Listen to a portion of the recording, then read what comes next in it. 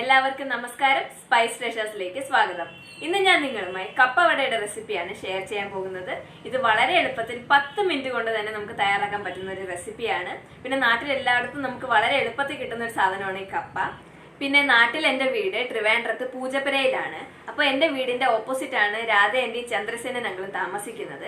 അപ്പോൾ രാധ ആൻറ്റിയാണ് എനിക്ക് റെസിപ്പി പറഞ്ഞു തന്നത്. നല്ല റെസിപ്പി ആയിരുന്നു ആൻറ്റി, എനിക്ക് ഒരുപാട് ഇഷ്ടപ്പെട്ടു. അതാണ് ഞാൻ എല്ലാവരുമായി ഷെയർ ചെയ്യുന്നത്. പിന്നെ ഇതെല്ലാവരും ട്രൈ ചെയ്യുക, നിങ്ങൾക്ക് തീർച്ചയായും ഇഷ്ടപ്പെടും. നിങ്ങൾക്ക് എൻ്റെ വീഡിയോസ് ഇഷ്ടമാവുകയാണെങ്കിൽ please like, share and subscribe to my channel. So നമുക്ക് വീഡിയോ സ്റ്റാർട്ട് ചെയ്യാം.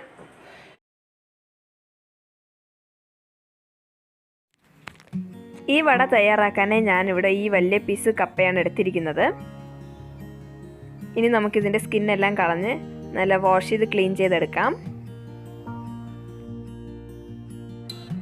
ഞാനതിൻ്റെ സ്കിന്നെല്ലാം കളഞ്ഞ് നല്ല വൃത്തിയാക്കി എടുത്തിട്ടുണ്ട്.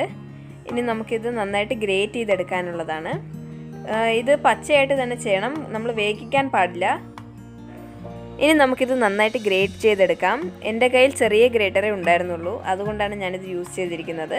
നിങ്ങളുടെ കയ്യിൽ കുറച്ചും കൂടി വലിയ ഗ്രേറ്റർ ഉണ്ടെങ്കിൽ അത് യൂസ് ചെയ്യുക, അതായിരിക്കും കുറച്ചും കൂടി നല്ലത്. ഈ ചെറിയ ഗ്രേറ്ററിൽ ഗ്രേറ്റ് ചെയ്യുമ്പോൾ ഈ കപ്പയിൽ നിന്ന് പാല് വരും. അത് നന്നായിട്ടൊന്ന് പിഴിഞ്ഞ് കളഞ്ഞിട്ട് വേണം വട തയ്യാറാക്കാൻ.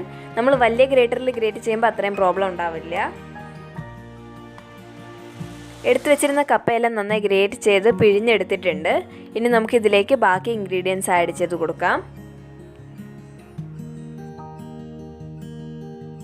ഇനി ഇതിലേക്ക് ഒരു സവാള ചെറുതായി അരിഞ്ഞതും 2 പച്ചമുളക് ചെറുതായി അരിഞ്ഞതും കുറച്ച് മല്ലിയില, കറിവേപ്പില ഇതെല്ലാം ചെറുതായി അരിഞ്ഞതും കൂടി ആഡ് ചെയ്ത് കൊടുക്കുക.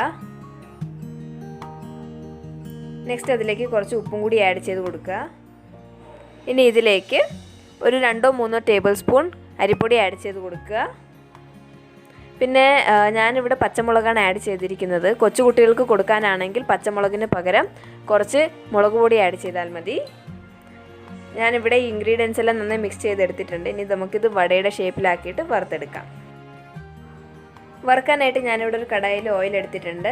എന്നിട്ട് അതിലേക്ക് നമ്മൾ തയ്യാറാക്കി വെച്ച മിക്സ് വടയുടെ ഷേപ്പാക്കിയിട്ട് ആഡ് ചെയ്ത് കൊടുക്കുക. ഇത് നല്ല ക്രിസ്പിയും ഗോൾഡൻ ബ്രൗൺ ആവുന്നത് വരെ നന്നായി ഫ്രൈ ചെയ്തെടുക്കേണ്ടതാണ്.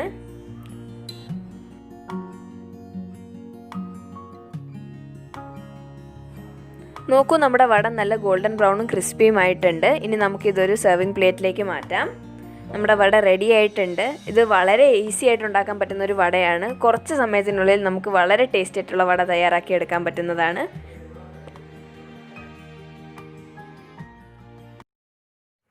അങ്ങനെ ഫൈനലി നമ്മുടെ സ്വാദിഷ്ടമായ കപ്പ വട റെഡിയായി കഴിഞ്ഞിരിക്കുകയാണ്. ഇത് നമുക്ക് ചായയുടെ കൂടെ കഴിക്കാൻ പറ്റിയ വളരെ ടേസ്റ്റിയും അതുപോലെ ഹെൽത്തിയും ആയിട്ടുള്ളൊരു സ്നാക്കാണ്. നിങ്ങളെല്ലാവരും ട്രൈ ചെയ്യുക, നിങ്ങൾക്ക് തീർച്ചയായും ഇഷ്ടപ്പെടും.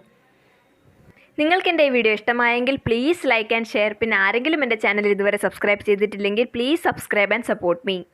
Thank you so much for watching my video.